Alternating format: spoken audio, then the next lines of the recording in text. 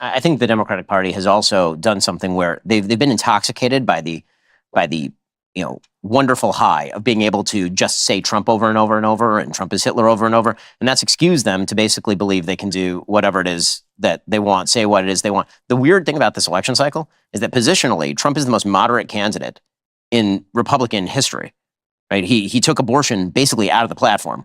Right? I mean, like at the RNC, he basically sidelined abortion, which is a huge issue, obviously, for the pro-life community. That's a big part of the Republican Party. He appointed the judges who got rid of it. That's true. I mean, he will not. They got rid of Roe, but the point is that his position has been that he will veto, for example, a national abortion ban. No other Republican could have gotten away with that. Correct. Right? When it comes to things like when it comes to same-sex marriage, that's completely out of the platform because of Trump, right? That's the great part of being a cult leader, is that no, seriously, is that when it's about personality, and this is true, and it's funny you bring up Hitler. It's like he's the one talking about Hitler now. I think it's hysterical that for years now, you guys don't seem to care at all that the only human who he has ever not shit on is Putin. In this recent clip, Ben Shapiro appeared on Bill Mah's podcast and delivered a sharp critique of Bill's woke talking points. Shapiro particularly zeroed in on crime rates in cities like Los Angeles and San Francisco, contrasting them with places like Florida. As usual, Bill Maher disagreed, but Shapiro didn't hold back. During the podcast, Shapiro shared a personal story about nearly getting robbed in Los Angeles the previous night. He explained that while out for dinner with friends, his security team noticed a suspicious vehicle. Moments later, 3 men jumped out, attacked his friends, and stole their wallets, jewelry, and other belongings. Shapiro highlighted that this incident reminded him why he moved to Florida, suggesting that in Florida, his friends might have had the means to protect themselves rather than waiting on law enforcement. This isn't just an isolated incident. Shapiro argues that California's major cities are plagued by crime, partly due to legislation that, in his view, fails to deter criminal activity effectively. As Shapiro pointed out, many suspects often go unpunished, while in states like Florida, residents have the right to defend themselves without solely relying on police. In the broader discussion, Shapiro emphasized the need for legislation that actually deters crime, contrasting Florida's approach with the perceived leniency in places like Los Angeles. It's a conversation that raises questions about the effectiveness of different policies in maintaining public safety. Let's dive back into the clip and hear how this intense exchange unfolds. No. Not really. Right. And that's hugely different. Yeah. Than the other 2 big ones. For sure. No, hell is Los Angeles. I almost got robbed last night, by the way. What? Oh, yeah. We were here for family and to be on this, and went out with some friends last night on 3rd Street for dinner. And it's, not a bad area. No. Like 10:30 at night, we get out of the restaurant. I have security, obviously, so we start heading one way. My friends head the other, as a husband and wife. They go 3 cars down. They get in their car. As soon as they get in their car, a white Hyundai pulls up, and 3 black gentlemen, I mentioned the race because they are still at large, jump out of the car. They immediately grab my friend, pull him out of his car, steal his wallet, steal his watch, pull his keys out of his pocket, his phone. They run around to his wife. They grab her, start trying to rip the jewelry off of her.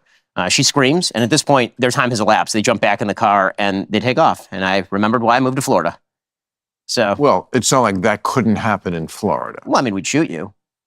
If you look at the situation, it's clear. Stop the denial. Stop pretending things aren't as bad as they are. Yes, not every part of California is awful, but major cities like Los Angeles and San Francisco have serious issues. Many major cities across the U.S. have high crime rates, but places like L.A.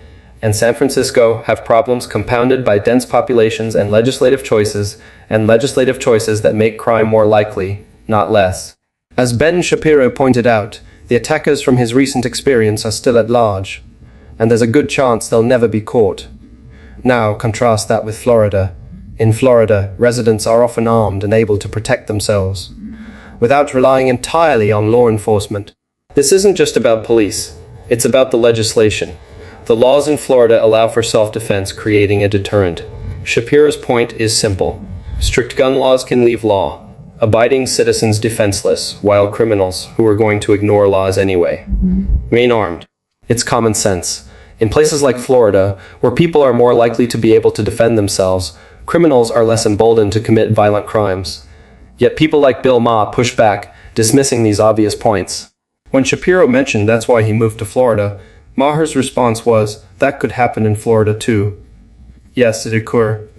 But statistically, it's less likely. When criminals know there's a high chance of facing an armed citizen, crime rates tend to be lower. It's just logic, yet some still refuse to see it. Why, are you strapped? In Florida, sure. You are. So's my wife. Everybody's strapped in Florida. Come on, man. I've been there. Okay, well, what I take from this is don't eat on 3rd Street anymore. There's some fine restaurants on 3rd Street. I mean, Berries. I love Berries. It's late night. It's a very strange restaurant because it's nice. Nobody's ever in it. If you want to, be sure to get a table at 9 o'clock. I'm just walking off the street. I recommend it highly. I think they must be laundering money or something. Jones is isn't the little door on 3rd?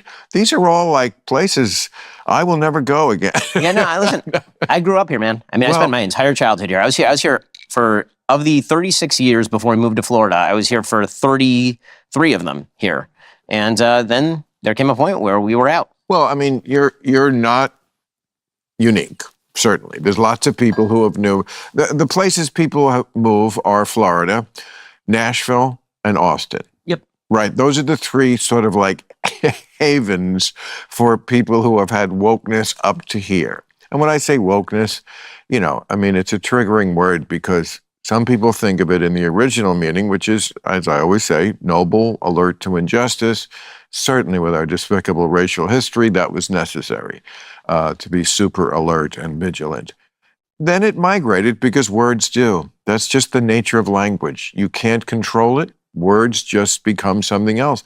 And it became a sort of catch-all for what I have called the aggressively anti-common sense agenda. I mean, that's where we share a belief. Then there's lots of stuff where we don't. And, sure. We don't even have to talk about Trump. I've heard from friends living in Tennessee that Nashville has been seeing a noticeable rise in crime lately. If anyone here is from Tennessee, or specifically from Nashville, will me know in the comments if that's true.